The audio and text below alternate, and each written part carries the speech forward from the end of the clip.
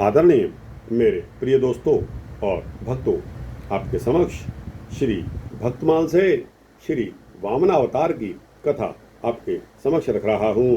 दोस्तों, भगवान विष्णु के 5वें अवतार श्री वामनावतार की कथा का यह विवरण एक सूक्ष्म विवरण है। दोस्तों, यह लगभग 10 मिनट का होने वाला है, अतः आप सभी से विनती है कि बने रहिए। इस वृत्तांत के अंत तक आपको स्वयं श्री वामनावतार की कथा के बारे में पता चल जाएगा। तो दोस्तों, बिना समय गवाए आइए इस वृत्तांत को शुरू करते हैं। दोस्तों, भगवान की कृपा से ही देवताओं की विजय होती आई है। स्वर्ग के सिंहासन पर इंद्र का अभिषेक हुआ, परंतु अपनी विजय के गर्व में देवता लोग भगवान को भूल गए, विषय परायण हो गए। इधर हारे हुए दैत्य बड़ी ही सावधानी से अपना बल बढ़ाने में लग गए। वे गुरु शुक्राचार्य के साथ साथ समस्त भृगवंशी ब्राह्मणों की सेवा करने लगे, जिससे प्रभावशाली भृगवंशी अत्यंत प्रसन्न हुए और दैत्यराज बलि से उन्होंने विश्वजीत यज्ञ कराया। ब्राह्मणों की कृपा से यज्ञ में स्वयं अग्निदेव ने प्रकट होकर रथ, घोड़े आदि दिए और अपना आशीर्वाद भी दिया। शुक्राचार्य जी ने एक दिव्य शंख और प्रहलाद जी ने एक दिव्य माला दी। इस तरह सुसज्जित होकर सेना सहित उन्होंने जाकर अमरावती को घेर लिया।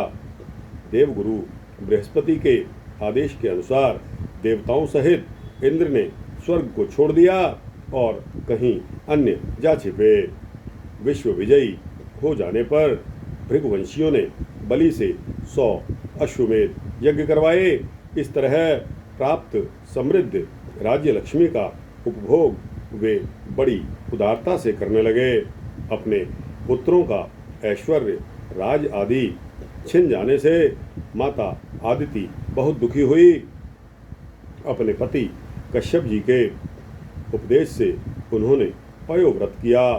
भगवान ने प्रकट होकर कहा कि ब्राह्मण और ईश्वर बलि के अनुकूल हैं, इसलिए वे जीते नहीं जा सकते। मैं अपने अंग रूप से तुम्हारा पुत्र बनकर तुम्हारे संतान की रक्षा करूंगा। इतना कहकर भगवान अंतर्ध्यान हो गए। फिर भाद्रपद शुक्ल द्वादशी को मध्याह्न काल में अभिजीत मुहूर्त में भगवान विष्णु महर्षि कश्यप के अंश द्वारा आदिति के गर्भ से प्रकट हुए और कश्यप आदिति के देखते देखते उसी शरीर से वामन ब्रह्मचारी का रूप धारण कर लिया। ठीक वैसे ही जैसे कोई नट अपना भेष बदल लेता है। भगवान को वामन ब्रह्मचारी के रूप में देखकर महर्षियों को बड़ा ही आनंद हुआ। उन लोगों ने कश्यप प्रजापति को आगे करके उनके जातकर्म आदि संस्कार करवाए।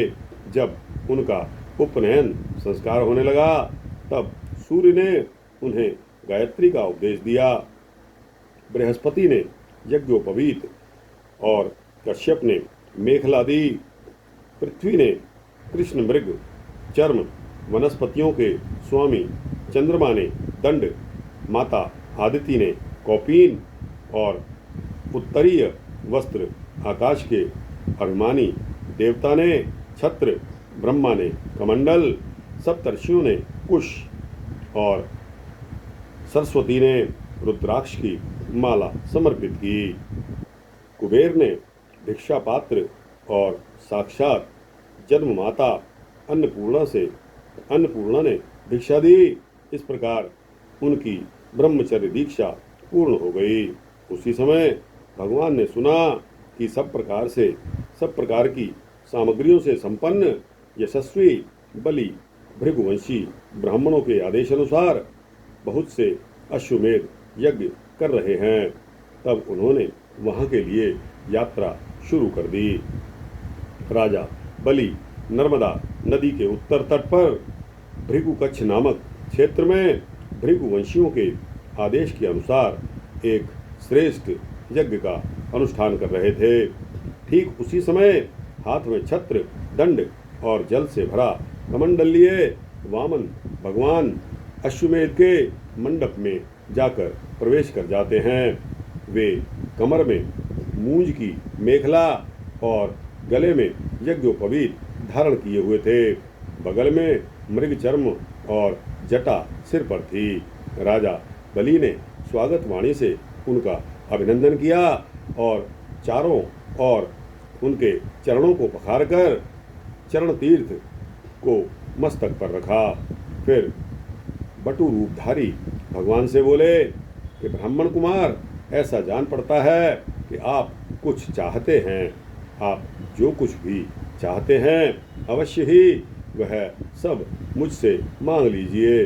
भगवान ने प्रसन्न होकर बलि का अभिनंदन किया और कहा कि हे राजन, आपने जो कुछ भी कहा वह धर्ममयी होने के साथ साथ आपकी कुल परंपरा के अनुकूल है।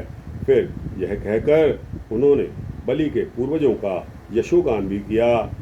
बलि के पिता विरोचन की उदारता, पितामह प्रहलाद की भक्ति निष्ठा, प्रपितामह हिरण्यकशिपु हिरण्याक्ष के अमित पराक्रम की प्रशंसा की और बोले, मैं केवल अपने डग से 3 डग पृथ्वी चाहता हूँ। बलि जी बोले, जथा दरिद्र विबुध तरुपाई, बहु संपत्ति मांगत सकुचाई। वही हाल आपका है। भगवान ने कहा, नहीं, कम मांगने में दरिद्रता हेतु नहीं है, संतोष हेतु है। यथा यानी के गोधन, गजधन, बाजधन और रतन धन खान, जब आवे संतोष धन, सब धन धूर समान। दोस्तों, बलि ने कहा कि अच्छा, आप 3 पग ले लेना, तो मेरे दैत्यों के पग से ले लीजिए। देखिए, एक एक योजन के इनके पग हैं। किनके? दैत्यों के। बलि के मन में पाप नहीं था। वह एकदम समर्पित होकर अपना यह प्रस्ताव दे रहे थे कि उनके दैत्यों का एक एक पग जो है बहुत बड़ा है और अगर उस पग के हिसाब से आप लेना चाहें तो भी ले लीजिए। बलि को कोई उसमें संकोच नहीं होगा। भगवान तो पूरे हठी हैं। भगवान बोले, नहीं, मुझे तो अपने ही पांव से लेने हैं, क्योंकि धन का उतना ही संग्रह करना चाहिए जितने की आवश्यकता हो। जो ब्राह्मण स्वयं प्राप्त वस्तु से ही संतोष कर लेता है, उसके तेज की वृद्धि होती है, नहीं तो फिर पतन हो जाता है। शुक्राचार्य जी के बहुत समझाने पर कि ये बटुक रूपधारी तुम्हारे शत्रु भगवान विष्णु हैं, ये सब कुछ छीनने के लिए आए हैं। अपनी जीव का छिनती देख असत्य बोलकर उनकी रक्षा करना निंदनीय नहीं है। राजा ने असत्य बोलना देने को कहकर फिर नकार जाना स्वीकार नहीं किया। तब शुक्राचार्य जी ने बलि को राज्य भ्रष्ट होने का शाप तक दे डाला, तो भी महात्मा बलि अपने निश्चय से डिगे नहीं, हटे नहीं और हाथ में जल लेकर 3 पग पृथ्वी का संकल्प उन्होंने कर दिया। बस फिर क्या था, संकल्प होते ही भगवान का वामन रूप बढ़ते बढ़ते इतना बढ़ गया कि भगवान की इंद्रियों और शरीर में सभी चराचर प्राणियों का दर्शन होने लगा। सर्वात्मा भगवान ने यह सारा ब्रह्मांड देखकर सब दैत्य भयभीत हो गए।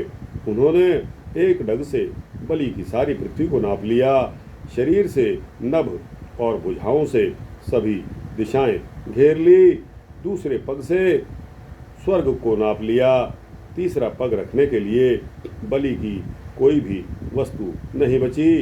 भगवान का दूसरा पग ही ऊपर को जाता हुआ महरलोक, जनलोक और तपलोक से भी ऊपर सत्यलोक में पहुंच गया।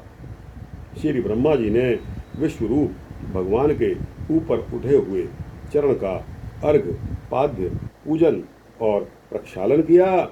ब्रह्मा के कमंडल का वही जल विश्वरूप भगवान के पद प्रक्षालन से पवित्र होने के कारण गंगा जी के रूप में परिणत हो गया। बलि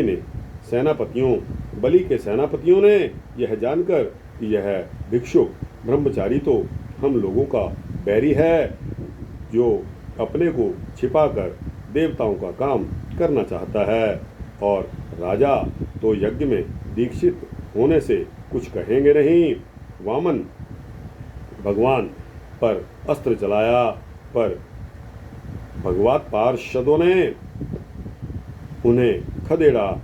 बलि ने दैत्यों को समझा बुझाकर लड़ाई करने से रोक दिया। भगवान का इशारा पाकर गरुड़ ने वरुण पाश से बलि को बांध दिया। तत्पश्चात भगवान बलि से बोले कि 2 पग में तो मैंने तुम्हारी सारी पृथ्वी और सब लोगों को नाप लिया। प्रतिज्ञा तुम्हारी पूरी न होने से अब तुम नरक भोगोगे इत्यादि रीति से वामन जी ने बहुत तिरस्कार किया, परंतु राजा बलि धैर्य से विचलित नहीं हुए। उन्होंने बड़ा ही सुंदर उत्तर दिया कि हे प्रभु, मैं आपसे एक बात पूछना चाहता हूँ। धन बड़ा है कि धनी? भगवान ने कहा, क्योंकि धन धनी के अधीन रहता है, इसलिए धनी धन से बड़ा होता है। बलि ने कहा कि प्रभु, आपने मेरा धन तो 2 पग में नाप लिया है, रही 1 पग की बात, सो वह पग आप मेरे सिर पर रख दीजिए। यद्यपि हूँ तो मैं 2 पग से भी अधिक, परंतु 1 ही पग में मैं आपके चरणों में आत्मसमर्पण करता हूँ। भगवान बहुत प्रसन्न होकर ब्रह्मा जी से बोले कि मैं जिस पर बहुत प्रसन्न होता हूँ उसका धन छीन लिया करता हूँ। मैंने इसका धन छीन लिया है, राजपद से इसको अलग कर दिया। तरह तरह के आक्षेप किए, शत्रुओं ने इसे बांध लिया, भाई बंधु छोड़कर चले गए। इतनी यातनाएं इसे भोगनी पड़ी, यहाँ तक कि इसके गुरुदेव ने भी इसे शाप दे दिया, परंतु इस दृढ़ता ने प्रतिज्ञा नहीं छोड़ी, इस दृढ़ व्रति ने प्रतिज्ञा नहीं छोड़ी। मैंने इससे छल भरी बातें भी की, मन में छल रखकर धर्मोपदेश किया, परंतु इस सत्यवादी ने अपना धर्म नहीं छोड़ा। फिर राजा बलि को सुतल लोक में रहने की आज्ञा दी और अपूर्व वर दिए। राजा बलि के आप द्वारपाल बन गए। इस तरह भगवान वामन ने बलि से स्वर्ग का राज्य लेकर इंद्र को देकर आदिति की कामना को पूर्ण करके स्वयं उपेंद्र बनकर सारे जगत का शासन करने लगे। दोस्तों, भगवान जिस पर प्रसन्न हो जाते हैं उसकी परीक्षा भी खूब लेते हैं, और परीक्षा में उत्तीर्ण हो जाता है तो फिर तो मौज ही मौज है। भगवान स्वयं उसके दास बनकर भी काम करते हैं।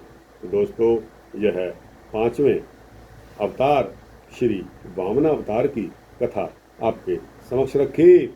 आपको कैसी लगी? अच्छा लगा हो तो इसको लाइक और शेयर करते हुए अपने दोस्तों, भक्तों, मित्रों, जिज्ञासुओं तक पहुंचाना। कमेंट सेक्शन में अपनी राय, अपनी इच्छा, अपना विचार अवश्य व्यक्त करना। और दोस्तों, इस चैनल को सब्सक्राइब कर देंगे तो आपको इसी तरह के सूक्ष्म भक्ति वृत्तांत मिलते रहेंगे। जय वामन अवतार, जय राजा बलि की, जय भगवान वामन की।